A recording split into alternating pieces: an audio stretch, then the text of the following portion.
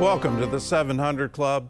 For a year, he did his research, planned his attack. Muhammad Soliman waited until his daughter graduated from high school, and then he burned his Jewish victims with a flamethrower and Molotov cocktails.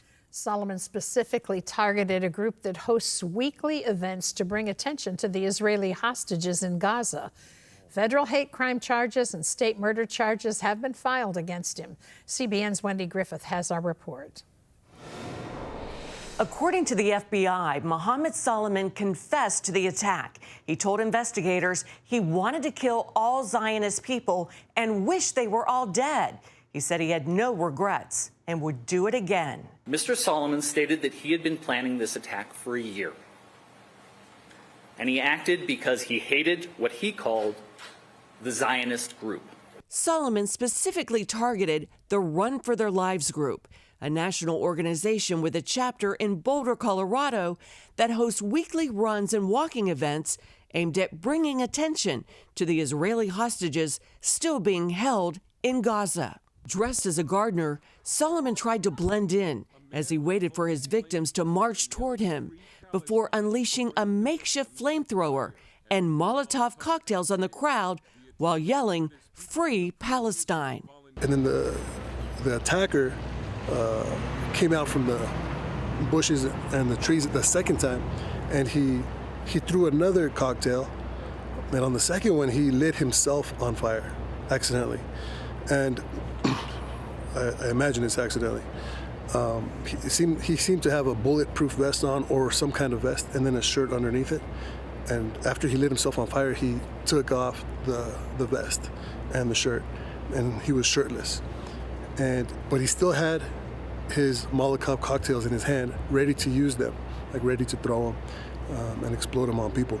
The husband and father of 5 told investigators he waited until his daughter graduated from high school last Thursday to carry out the attack.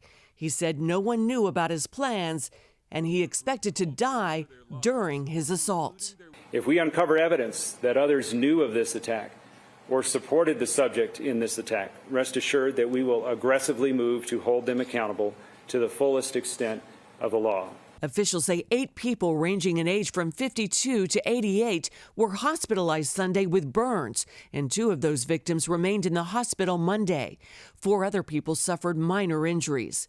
Federal officials say Soliman is in the country illegally. Born in Egypt, he lived in Kuwait for 17 years and moved to Colorado Springs 3 years ago and stayed in the U.S. after his work permit expired. Soliman was ordered back to court on Thursday. As of now, he's not being charged with terrorism, although the FBI is investigating it as a terror case. If convicted, Soliman could be sentenced to life in prison. Wendy Griffith, CBN News. It just shows the ideology of hate that has been indoctrinated into these people.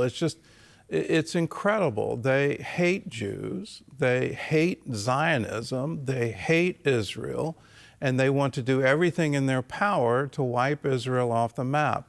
In the middle of that confrontation, the world is taking their side, where somehow or other Israel is held to a different standard. They have to do different things in the conduct of their defense. And it's absolutely amazing that we're allowing our press to turn truth on its head, and instead of covering it for what is quite plainly there. Israel has a right to exist. It's established under UN law. It was established as a goal of the League of Nations. It was part of the San Remo Conference.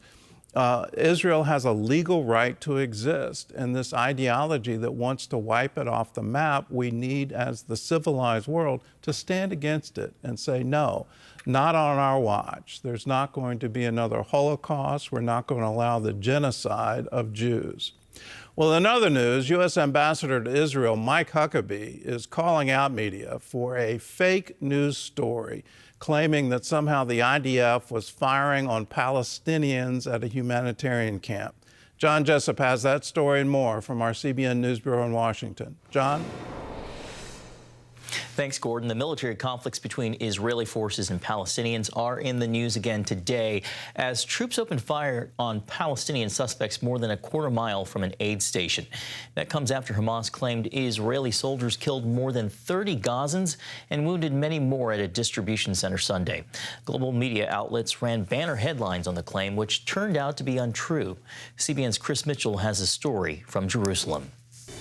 After CNN, the BBC, and other media ran with the Hamas story that the IDF killed dozens at a Foundation aid site, U.S. Ambassador Mike Huckabee blasted the U.S. media. In a statement, he wrote, "Without verification of any source other than Hamas and its collaborators, the New York Times, CNN, and Associated Press reported that a number of people seeking to receive humanitarian food boxes from the Gaza Humanitarian Fund were shot or killed by the Israel Defense Forces.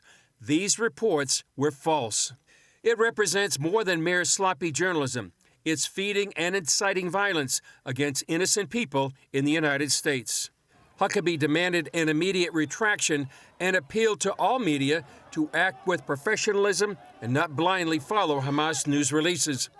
It was Ambassador Huckabee who announced the Gaza Humanitarian Foundation a few weeks ago. The first is that food be distributed efficiently, but also that it's distributed safely inside Gaza to the people who desperately need it. The other factor, and this is an important one, that all of this be done in a way so that Hamas is not able to get their hands on it.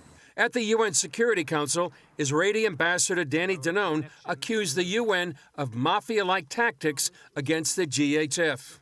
But the UN is now actively joining Hamas in trying to block that aid. The UN is using threats, intimidation, and retaliation against NGOs that choose to participate in the new humanitarian mechanism, which is the gravest violation of the UN's own principles. It is the extortion of well-meaning NGOs that refuse to kiss the ring. It is a shakedown by UN mobsters. How can they do that? And in the nuclear negotiations with Iran, President Trump on Truth Social again stated his red line on stopping the enrichment that would allow Iran to build nuclear weapons. The auto pen should have stopped Iran a long time ago from enriching. Under our potential agreement, we will not allow any enrichment of uranium. Yet Iran's foreign minister says stopping their enrichment is a deal breaker. Definitely, there will be no deal unless enrichment inside Iran is recognized and is allowed to continue. The IAEA reported Saturday that Iran now has enough enriched uranium to make 10 nuclear bombs. Chris Mitchell, CBN News, Jerusalem.